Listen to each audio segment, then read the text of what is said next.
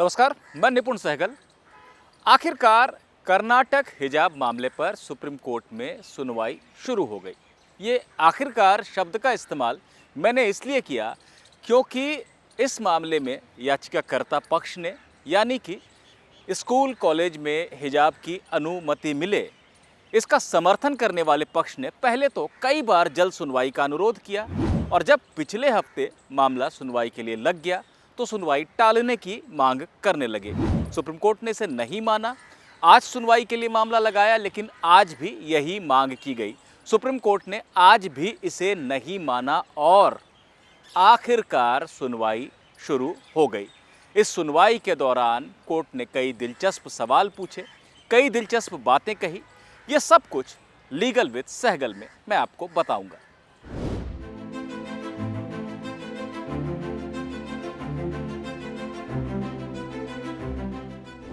सबसे पहले मुद्दे के बैकग्राउंड को देख लेते हैं, यानी पहले क्या हुआ था।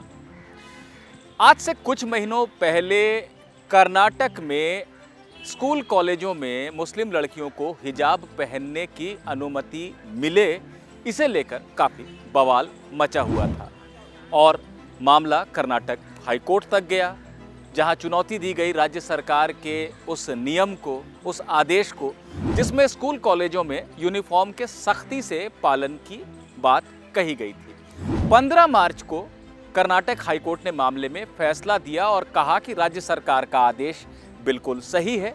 जिन स्कूल कॉलेजों ने हिजाब पर रोक लगाई है उसका पालन होना चाहिए। हाईकोर्ट ने यह भी कह दिया कि हिजाब पहनना लड़कियों का इस्लाम का अनिवार्य हिस्सा नहीं है। इसे लेकर तकरीबन 24 याचिकाएं सुप्रीम कोर्ट में एक के बाद एक दाखिल हुई। कई बार सुप्रीम कोर्ट से यह मांग की गई। 6 बार चीफ जस्टिस के सामने याचिकाकर्ता पक्ष पहुंचा, जो विरोध कर रहा था कर्नाटक हाईकोर्ट के आदेश का, उस पर रोक लगाने की और उसे निरस्त करने की मांग कर रहा था। वो 6 बार चीफ जस्टिस के पास पहुंचा और जल्द सुनवाई की मांग की। किसी न किसी वजह से यह सुनवाई नहीं हो पाई। पिछले हफ्ते जस्टिस हेमंत गुप्ता और जस्टिस सुधांशु धुलिया की बेंच के सामने यह मामला लगा तो याचिकाकर्ता पक्ष ने ही सुनवाई टालने का अनुरोध कर दिया। इस पर जस्टिस गुप्ता बहुत नाराज हुए और उन्होंने कहा कि पहले तो आप जल्द सुनवाई की मांग करते रहे और अब जब मामला लगा दिया गया है तो इसे टालने की बात कह रहे हैं, हम इसे स्वीकार नहीं करेंगे। खैर, उस दिन सुप्रीम कोर्ट ने कर्नाटक सरकार को नोटिस जारी कर दिया और सोमवार यानी आज के लिए यह मामला लगा दिया। कर्नाटक सरकार ने यह भी कहा कि मामले को सुन लिया जाए और हमें जवाब नहीं दाखिल करना है इस पर, यानी लिखित कोई विस्तृत जवाब दाखिल नहीं करना है। हम सुनवाई के दौरान ही अपनी बात रख देंगे। लेकिन सुप्रीम कोर्ट में आज ये मामला जैसे ही लगा, फिर से याचिकाकर्ता पक्ष ने सुनवाई टालने की मांग शुरू कर दी। दुष्यंत दवे जो याचिकाकर्ता पक्ष के लिए आए थे, उन्होंने कहा कि आज बहुत भीड़ है कोर्ट में, मैं जो मेरे साथ फाइल्स लेकर आनी थी उन्हें लेकर नहीं आ पाया हूं, सुनवाई ना की जाए। राजीव धवन ने कहा कि बहुत भीड़ है, इस भीड़ में कैसे सुनवाई हो पाएगी, सुनवाई न की जाए। जस्टिस हेमंत गुप्ता जो कि बेंच की अध्यक्षता कर रहे थे, उन्होंने मुस्कुराते हुए कहा कि अगर समस्या भीड़ की है तो हम 2 बजे सुनवाई लगा लेते हैं। उस समय इस मामले से जुड़े वकील ही होंगे और जो अपनी फाइल्स लेकर नहीं आ पाए हैं वो भी अपनी फाइल लेकर तब आ जाएं। तो सुनवाई टालने को कोर्ट तैयार था नहीं और आखिरकार 2 बजे सुनवाई शुरू हो ही गई। सबसे पहले याचिकाकर्ता पक्ष के लिए दलील रखनी शुरू की वरिष्ठ वकील संजय हेगड़े ने, जिन्होंने पहली याचिका सुप्रीम कोर्ट में इस मामले में दाखिल की थी। हेगड़े ने तमाम बातें कही। उन्होंने कहा कि इस तरह से ड्रेस कोड थोपा नहीं जा सकता है, लड़कियों को स्कार्फ पहनने देना चाहिए, अगर यूनिफॉर्म के रंग का ही स्कार्फ वो पहन रही हैं तो इसमें कुछ गलत नहीं है, और तमाम बातें उन्होंने कही। उन्होंने ये भी कहा कि राज्य सरकार को इस तरह का आदेश नहीं देना चाहिए था। सुप्रीम कोर्ट ने भी उनसे कई सवाल किए। सुप्रीम कोर्ट ने कहा कि एक बार कोर्ट में एक महिला वकील जींस पहनकर आ गई थी।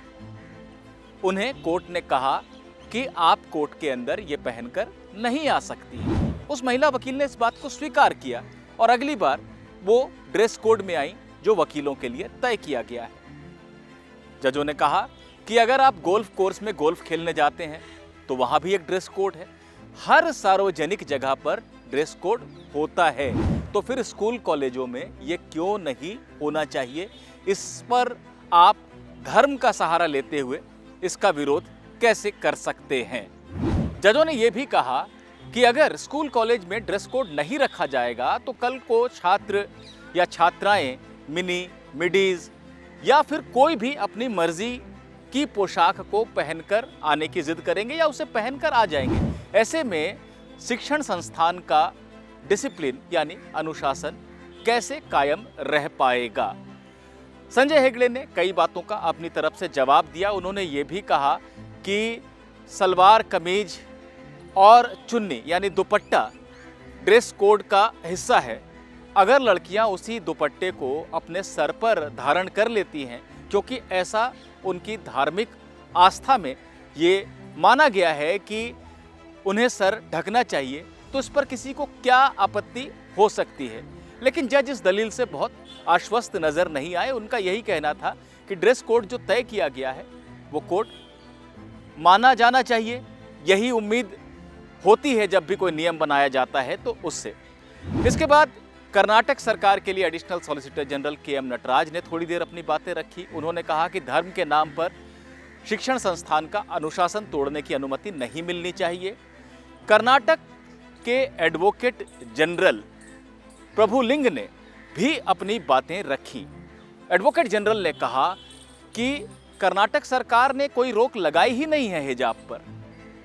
जो एक्ट है, जो कानून है कर्नाटक में शिक्षण संस्थानों से जुड़ा, वो राज्य सरकार को ये अधिकार देता है और उसकी ये जिम्मेदारी भी तय करता है कि वो स्कूल कॉलेजों को ये बताएं कि उन्हें नियम बनाने चाहिए। राज्य सरकार ने अपनी इसी शक्ति का इस्तेमाल किया। जब ये विवाद बढ़ने लगा, उडुपी के एक कॉलेज से पैदा हुआ विवाद जब पूरे राज्य में फैलने लगा, तो राज्य सरकार ने स्कूल कॉलेजों से कहा कि वो अपने यहाँ का यूनिफॉर्म कोड तय कर लें। अब अगर स्कूल कॉलेजों ने यह तय किया है कि वो हिजाब को अनुमति नहीं देंगे तो इसका पालन होना चाहिए। इस पर जज ने पूछा, तो आप ये कह रहे हैं कि जो अल्पसंख्यक शिक्षण संस्थान हैं वो चाहें तो हिजाब की अनुमति दे सकते हैं क्योंकि ड्रेस कोड तय करना उनके ऊपर है?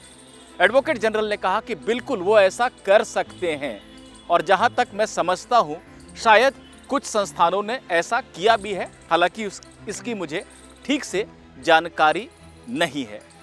जजों ने इन सारी बातों को नोट किया और कहा कि बुधवार यानी 7 सितंबर को दोपहर 2 बजे फिर से ये सुनवाई जारी रहेगी। उस दिन दुष्यंत दवे, देवदत्त कामत, राजीव धवन जैसे वकीलों को भी सुना जाएगा और सरकार का भी जवाब उनकी दलीलों पर लिया जाएगा। तो फिलहाल कर्नाटक हिजाब मामला सुप्रीम कोर्ट में शुरू हो गया है।